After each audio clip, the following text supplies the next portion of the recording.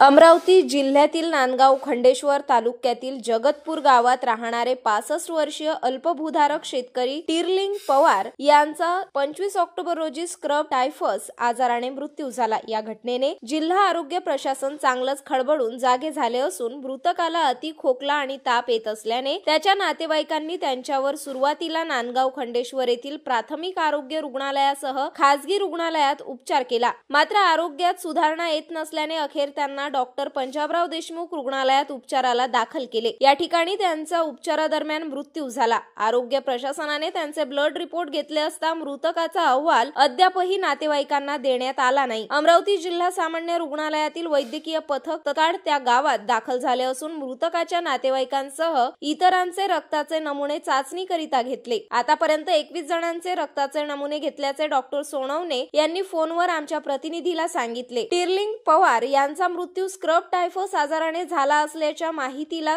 जिल्हा मलेरिया अधिकारी डॉक्टर शरद जोग यांनी दुजोरा दिलाय। स्क्रब टायफस आजाराने मृतकाच्या मुलीचा अहवाल सुद्धा पॉझिटिव्ह आल्याने तिला व मृतकाच्या पत्नीला बरं वाटत नसल्याने उपचारासाठी जिल्हा सामान्य रुग्णालयातील वार्ड क्रमांक 1 मध्ये 30 ऑक्टोबर रोजी दाखल करण्यात आले। मृतकाची एक भाची दुसऱ्या गावातून टिरलिंग पवार यांचा अंतिम संस्कारामध्ये आली होती। ती मृतकाच्या गावात 2 ते 3 दिवस राहिल्याने ती सुद्धा तापाने आजारी असल्याची माहिती सूत्रांकडून येत आहे। मृतकाच्या मुलीचा अहवाल पॉझिटिव्ह आला असताना सुद्धा तिच्यावर जिल्हा सामान्य रुग्णालयात तिच्या उपचारावर विशेष लक्ष दिले जात नसल्याची प्रतिक्रिया मृतकाच्या पत्नीने दिली आहे। स्क्रब टायफस हा संसर्गजन्य आजार आहे जो माइट ज्याला चिगर म्हणतात तो चिगर चावल्याने तो पसरतो। याच्या मुख्य लक्षणांमध्ये ताप, डोकेदुखी, अंगदुखी आणि पुरळ यांचा समावेश होतो। लवकर निदान आणि उपचार महत्त्वाचे आहेत कारण गंभीर प्रकरणामध्ये अवयव निकामी होऊ शकतात। हा आजार संसर्गजन्य असताना सुद्धा जिल्हा आरोग्य प्रशासन खंबीर असल्याचे दिसून आले नाही। सोबतच त्यांनी माहिती देण्यास चुप्पी साधल्याचे दिसून येत आहे। यावर जिल्हा शल्य चिकित्सक डॉक्टर दिलीप सौंदळे यांना विचारले असता मी यावर माहिती घेऊन सांगतो असे सांगून नंतर पुन्हा त्यांना अनेक वेळा फोन केला असता त्यांनी कॉल उचललेला नाही। सोबतच मृतकाचा मृत्यू पीडीएमसी रुग्णालयात झाल्याने येथील डीन डॉक्टर देशमुख यांना फोनवर विचारणा केली असता त्यांनी सुद्धा याविषयी सध्या स्थितीत माहिती नसल्याचे सांगितले। याविषयी डॉक्टर सोनवणे यांनी सविस्तर माहिती फोनवर दिली आहे। स्क्रब टायफस हा आजार संसर्गजन्य असून याविषयी जिल्हा आरोग्य प्रशासन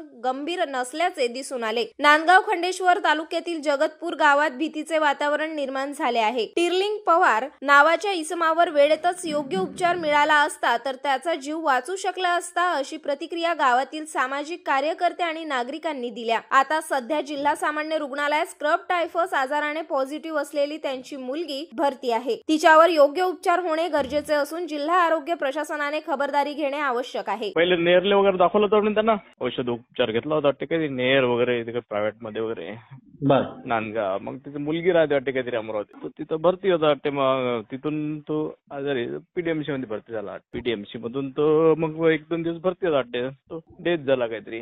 अच्छा, त्यांची मुलगी इरिनला ऍडमिट आहे का काही? हो आपणच भरती केलं ना तिला। अच्छा, तो मला वाटतं स्क्रब टायफस काहीतरी पहिले स्क्रब टायफस असा आजार आहे तो। अच्छा, किडा वगैरे चावल्यानं होतो तो शेतात वगैरे किंवा झाडाझुडपं राहतात ना हो तो चिगर माईट वगैरे असं मॉस्किटो वगैरे त्याच्यामुळे होऊ शकतो तो। अच्छा, म्हणजे त्या गाव थोडस कसं ते जगतपूर जसं आहे ते सगळं अस्वच्छ आहे ते झाडझुडपं आहे त्या गावात गवत वाढलेलं आहे थोडस आणि तो शेतात वगैरे जात होता आणि गावातले लोक सांगतात तो मोस्ट ऑफ चांगला इकडे तिकडेच म्हणजे जास्तीत जास्त ते लोक आता हे कसं बाहेरच फिरतात जास्तीत जास्त। बरं, आपण किती लोकांचे सॅम्पल घेतले ब्लड सॅम्पल मग आतापर्यंत?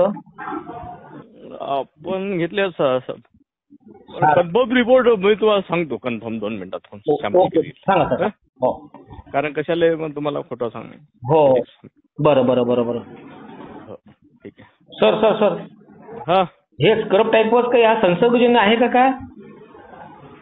आता कसं आहे तो आता संसर्गजन्य आता कसं आहे आता व्हायरल मध्ये संसर्गजन्य राहतोच पण आपण सॅम्पल घेतले तर आता त्याच्यामध्ये ती मुलगी एक पॉझिटिव्ह आली फक्त बाकी तर काही नाही आला दुसरं कोणी। मुलगी आली पॉझिटिव्ह तिला भरती केला आपण पण तिला असं काही नव्हतं, आपण ते प्रिकॉशन म्हणून भरती केलं तिला. हा, ते पॉझिटिव्हचा अहवाल आलाय. बरं, दुसरी गोष्ट अशी आहे की हा आजच म्हणजे स्क्रब टायफॉस म्हणजे हा काय विषय असा? कीटक आपले आजार म्हणजे तो झाड झुडप वगैरे आहे ना, त्याच्यावर एक कीटक असतो चिकर माइट. असे व्हायरल डेंग्यू मलेरिया वगैरे असतात ना, आता कसं नवीन नवीन आजार वगैरे येतात. बरोबर बरोबर. ठीक आहे सर, ओके, थँक्यू. वावरात जात होते, फिरत होते, घरी येत होते. त्याला काय झालं काय नाही तर त्याच्यातनं आम्ही ते बरेच तरी डॉक्टर केले, पण त्याला काही जमलं नाही. नांदगावले आम्ही रक्तचेक केलं, त्याच्यात ते काय निघालं काय नाही तर तिथं दवाखाने केले. ते दवाखान्यात जमलं तर मग आम्ही नेलं मोरातीला आणलं, पंजाबरात नेलं तर ते त्याने ते सोय केली, पण त्याच्यात वाढतच जायते बिमारी. मग काही साधलं नाही तर मग ते वारला. किती दिवस झाले? शनिवारी वारला होता. बरं, काय होतं त्यांना मग? काय त्रास ते खोकल्याचा होता, त्याला ताप येईल, ताप उतरे, घाम फुटे. डॉक्टरने काय सांगितलं कशामुळे मृत्यू झाला काय? आता ते आम्हाला माहिती नाही देईल तेवढी, आता भेटून तर काय जाणं. तर तुम्हाला सांगितलं डॉक्टरनं काय? तुम्हाला तुम्ही विचारलं असेल तर काय विचारलं तर ते म्हणे ना का ते रक्तात पाहिलं ना, रक्त कमी झालं म्हणे, त्याला पिवशाही कमी झाल्या म्हणे. ते कशामुळे ते त्याची बिमारी ते फेफूसवर वाढत जाईल.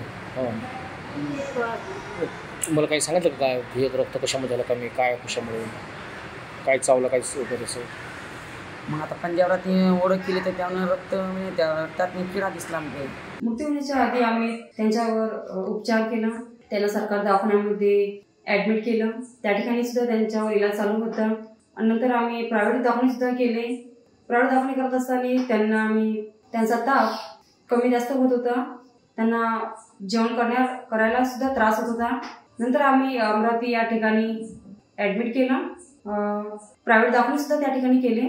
नंतर आम्ही PDMC त्यांना त्या पंजाब प्रदेशमध्ये ॲडमिट केलं आणि त्या हॉस्पिटलमध्ये नेलं. आणि आम्हाला वाटलं की त्या ठिकाणी बाबा सुरक्षित आहेत आणि त्यांना काही होणार नाही. परंतु त्यांची नंतर काही दिवसांनी त्या ठिकाणी सुद्धा ते 1-2 दिवस त्या ठिकाणी राहिले. नंतर त्यांची अचानकच मृत्यू झाली. त्या ठिकाणी जे डॉक्टर आहेत त्या डॉक्टरनी पप्पाची जे डॉक्युमेंट जी फाईल होती त्यांनी आम्हाला काही दिली नाही आणि त्यांनी माहिती नाही केली की पप्पाला असं काय झालेलं आहे की त्यांची देहांत झाली, मृत्यू झाला त्यांचा वाला.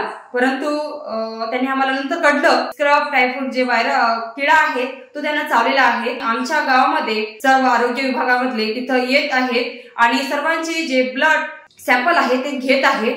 आणि आता माझी आई आणि माझी जी बहीण आहे राशी पवार ते इरविन दवाखान्यामध्ये ऍडमिट आहेत, वॉर्ड नंबर 1 आहेत. आणि त्याच ठिकाणी सुद्धा व्यवस्थित त्यांच्यावर इलाज चालू नाही आहे. आमची विनंती आहे की आरोग्य विभागाला की त्यांनी त्यांची काळजी घ्यावी, त्यांच्यावर चांगला उपचार करावा आणि त्यांच्या आरोग्याची त्यांनी काळजी चांगली घ्यावी, ही माझी नम्र विनंती आहे. दुःखित कुटुंबाला सरकारने आमची काळजी घ्यावी आणि आम्हाला काही मदत करावी, ही माझी नम्र विनंती.